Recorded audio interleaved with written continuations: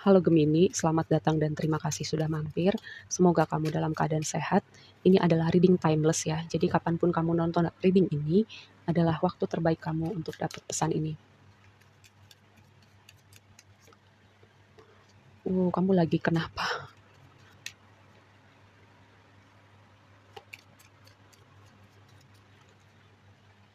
Oke, aku mendapatkan energi yang apa ya? Rasanya meriah gitu, rame. Kayak nano-nano campur-campur rasanya. Gini, pertama di sini ada energi kegelisahan.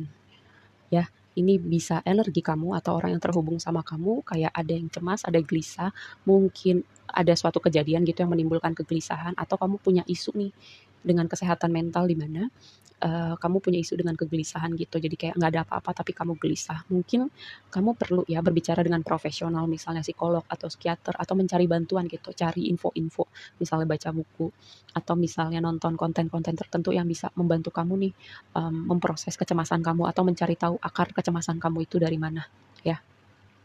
Dan di satu sisi nih ada adjacent possibilities. Kayak dengan kartu ini tuh aku melihat bahwa akan ada pintu yang terbuka buat kamu, kesempatan-kesempatan, terus mungkin jodoh, mungkin apa ya rezeki kayak kayak tadinya nggak kelihatan, terus kayak semesta nih menggeser perspektif kamu akhirnya jadi kelihatan gitu.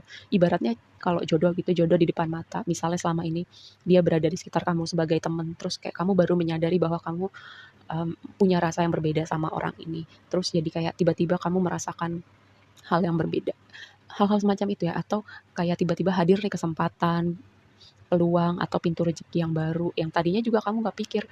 Misalnya, kamu contoh gini aja ya, contoh kamu hobi masak, terus kamu nyobain masak sesuatu, kamu kasih icip ke teman kamu, terus teman kamu suka, terus dia jadinya minta dibikinin lagi, terus temennya punya teman lagi juga suka. Kayak kayak gitu ya, kayak kita tuh nggak pernah berpikir bahwa hal itu bisa hadir di hidup kita, bahwa orang ini tuh akan datang di hidup kita. Pintu-pintu rezeki, pintu-pintu kesempatan itu akan semesta hadirkan untuk akhirnya terlihat muncul ke hidup kamu gitu dengan ini. Makanya tadi aku bilang ada sesuatu rasa yang campur-campur meriah gitu. Ada anxiety-nya tapi juga ada blessing, ada berkat yang mau hadir di hidup kamu ya. Lalu dengan cakra ini, cakra kelima ini adalah cakra tenggorokan ya. Energi untuk speak your truth, speak out. Kalau ada yang perlu kamu bicarakan, kamu sampaikan kepada orang-orang tertentu dalam situasi tertentu, sampaikan gitu. Kalau kamu punya pemikiran-pemikiran tertentu yang bisa kamu bagikan kepada dunia, sampaikan. Ya, apa yang menghalangi kamu? Biasanya kartu ini tuh kayak muncul sebagai reminder ketika ada yang mau kamu sampaikan tapi kamu nggak sampaikan. Ada part diri kamu yang tidak kamu tunjukkan kepada dunia karena mungkin khawatir orang-orang tertentu sikapnya berubah, khawatir orang-orang tertentu akan ngejudge kamu, atau kamu mungkin merasa aneh, merasa ngapain sih gue ngomongin hal ini, atau ngapain sih gue melakukan hal ini. Ya, ini sebuah reminder ketika kartu ini muncul ya, ayo tunjukkan kepada dunia, ayo sampaikan apapun yang kamu perlu sampaikan, entah itu sesimpel ide kamu, kayak pemikiran kamu, atau mungkin ada ganjelan-ganjelan tertentu dengan situasi atau orang-orang tertentu, tapi kamu nggak sampaikan, kamu jadinya mendem. Ya, ini sebuah reminder gitu. Ini rumah keenam. Rumah keenam sustainability. Rumah keenam ini berbicara tentang hal-hal yang kamu temuin sehari-hari, rutinitas kamu, orang yang kamu temuin sehari-hari. Apakah aktivitas kamu dari pagi sampai kamu tidur gitu ya, itu berkontribusi pada mimpi besar kamu untuk masa depan kamu, jangka panjang goals kamu itu, apakah habit kamu itu sudah kamu bangun untuk menuju ke situ? Apakah kamu sudah membaca buku atau mempelajari hal-hal yang akan berkontribusi pada mimpi kamu? Apakah kamu sudah mendevelop diri kamu? Kayak itu ya, hal-hal yang kamu lakukan dari kamu bangun sampai kamu tidur lagi, signifikansinya untuk perkembangan evolusi jiwa kamu atau mimpi masa depan kamu. Kamu udah menemukan hal itu bersinergi atau belum ya? Juga orang-orang di sekitar kamu gitu. Apakah orang-orang ini vibe-nya suportif, positif, atau kamu udah merasakan ganjelan-ganjelan bahwa kita kayak udah beda frekuensi deh, atau kayaknya ini pertemanan ada yang aneh deh, atau hubungan ini ada yang aneh deh, kok rasanya kita udah nggak seiring sejalan lagi ya. Sebuah hal yang perlu kamu perhatikan dan renungkan untuk jangka panjangnya perkembangan evolusi jiwa kamu atau mimpi besar hidup kamu.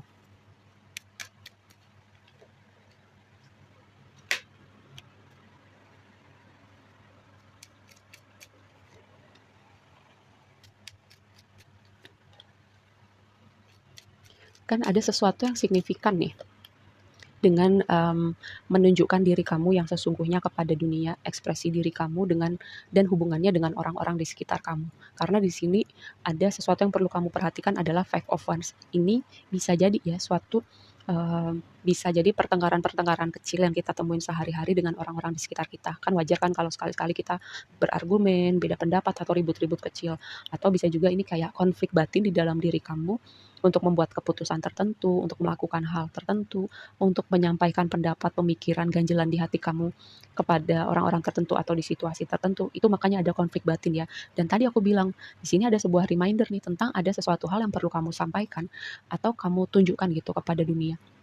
Ya, ini sebuah reminder. Di sini juga ada Ace of Cups, ini yang menjadi tema besar kamu. Pertama, Ace of Cups ini berbicara seperti keluar dari kegelapan, seperti keluar dari masa sulit ya. Apapun hal-hal yang baru kamu laluin belakangan ini, bisa besar bisa kecil, kamu keluar dari situasi sulit atau tantangan yang kamu hadapin. Lalu yang kedua, ini berbicara tentang sesuatu yang baru di hati kamu.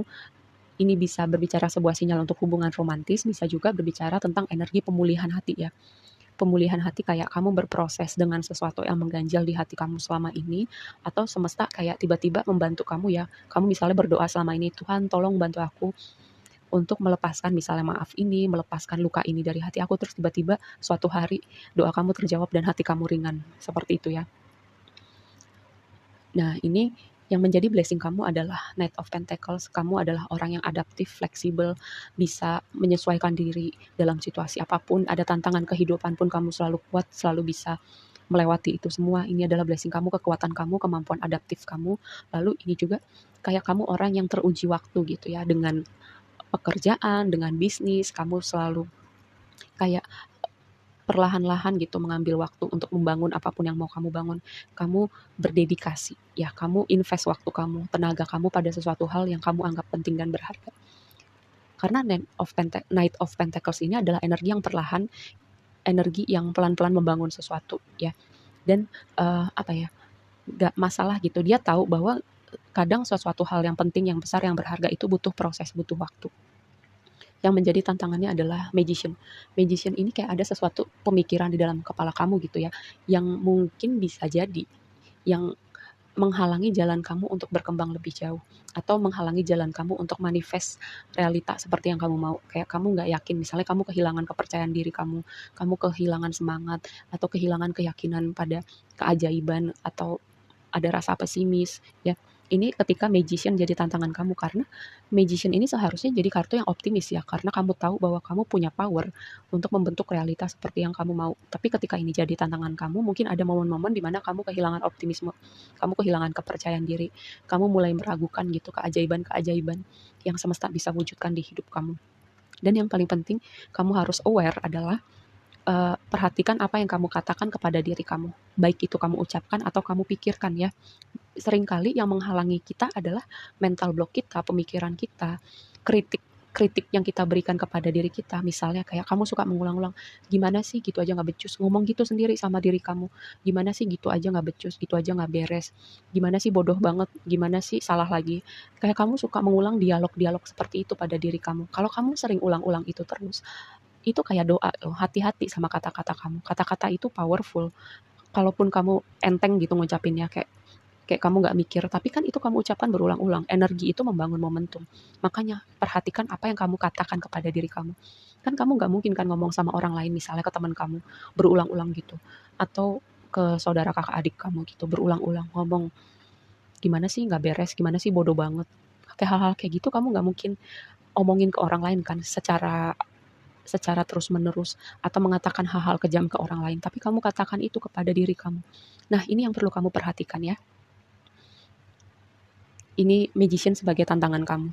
Lalu, Eight of Pentacles, proses kamu mengembangkan diri kamu, proses kamu berdedikasi pada apapun yang kamu bangun selama ini, entah bisnis kamu, pekerjaan, atau self development kamu, kayak kamu mengembangkan diri kamu secara karakter, pemulihan hati kamu, pemulihan luka kamu, dan juga gini, kalau ini berbicara konteks bisnis dan pekerjaan ya, kamu sedang dalam proses semakin dekat dengan abundant kamu, keberlimpahan kamu, dengan self mastery kamu ya. Ini sebuah konfirmasi buat kamu dengan Eight of Pentacles sebagai penutup reading kamu.